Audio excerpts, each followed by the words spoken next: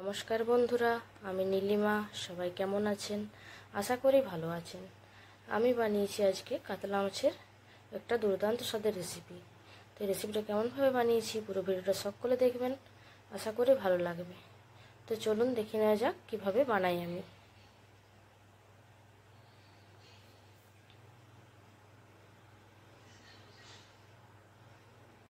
এখানে 5 পিস কাতলা মাছ আছে, ভালোভাবে পরিষ্কার করে ধুয়ে নিয়েছি।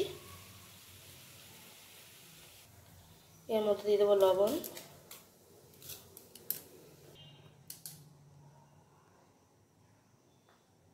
দিয়ে দেবো হলুদ গুঁড়ো আর দেবো লঙ্কা গুঁড়ো। ভালোভাবে মেখে নেব লবণ, হলুদ আর লঙ্কা গুঁড়ো মাছের মধ্যে লবণ হলুদ ভালোভাবে মাখিয়ে নিয়েছি। 10 মিনিটের মতো রেস্টে রেখে দেবো। এরপর গ্যাস জ্বালিয়ে দিয়েছি, কড়াই বসিয়ে দিয়েছি গ্যাসের মধ্যে। কড়াই গরম হয়ে গেছে, কড়াইয়ের মধ্যে দিয়ে দিয়েছি সরষের তেল।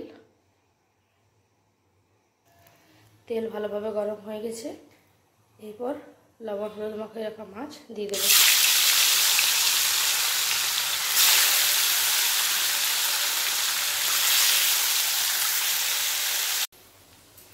মাছগুলো ভালোভাবে উল্টে ভেজে নিয়েছি।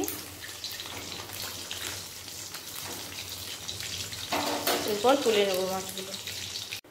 আবার যে দুটো মাছ আছে ওটা দিয়ে দেবো। এই মাছগুলো ভালোভাবে উল্টে নিয়েছি একবার।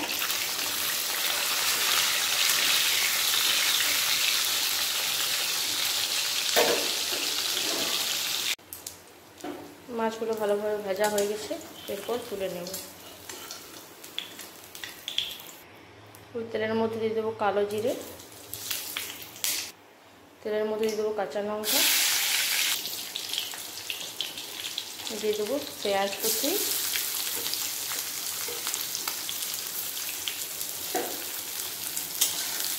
পেঁয়াজ ভালোভাবে ভেজে নেব।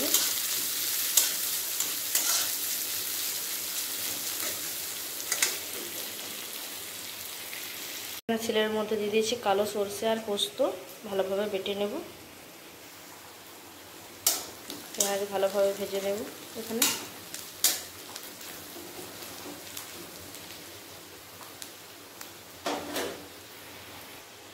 পেঁয়াজ লাল লাল করে ভেজে নিয়েছি। এর মধ্যে দিয়ে দেবো টমেটো কুচি।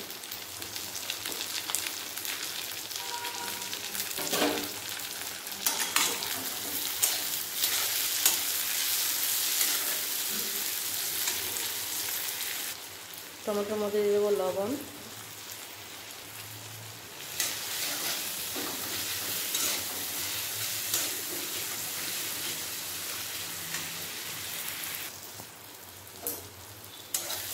টমেটো ভালোভাবে গলে গেছে।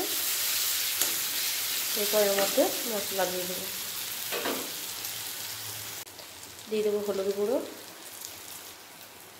জিরে গুঁড়ো, লঙ্কা গুঁড়ো আর দেবো ধনে গুঁড়ো।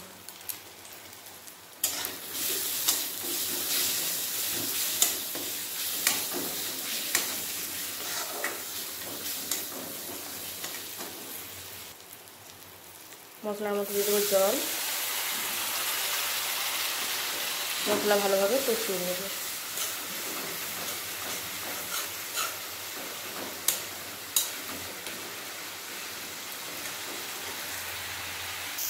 মশলা ভালোভাবে ভাজা হয়ে গেছে, মশলার মধ্যে তেল ছেড়ে দিয়েছে। এরপর এর মধ্যে দিয়ে দেবো বেটে রাখা সরষে পোস্ত।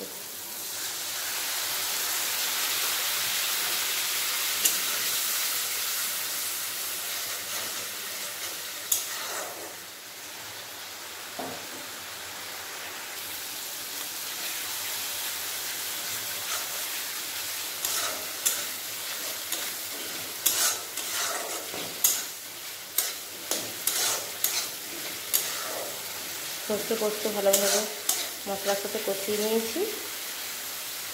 এরপর এর মধ্যে দিয়ে দেবো জল।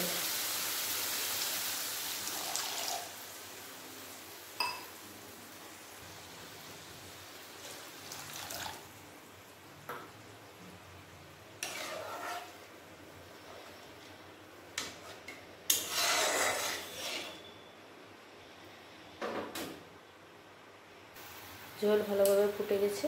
এরপর মাছ ভাজাগুলো দিয়ে দেবো।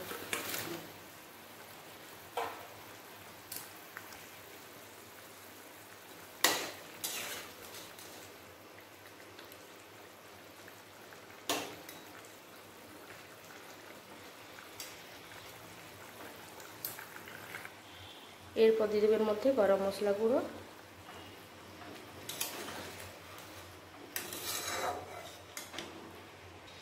গরম মশলা দিয়ে 1 মিনিটের মতো ফুটিয়ে নিলাম। এরপর গ্যাসটা অফ করে দেব।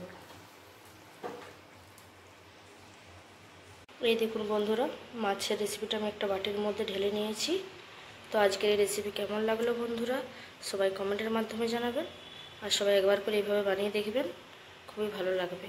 আর দেখুন মাছের কালারটা কি সুন্দর হয়েছে। তো আজকের মতো বাই বন্ধুরা, সবাই ভালো থাকবেন, সুস্থ থাকবেন।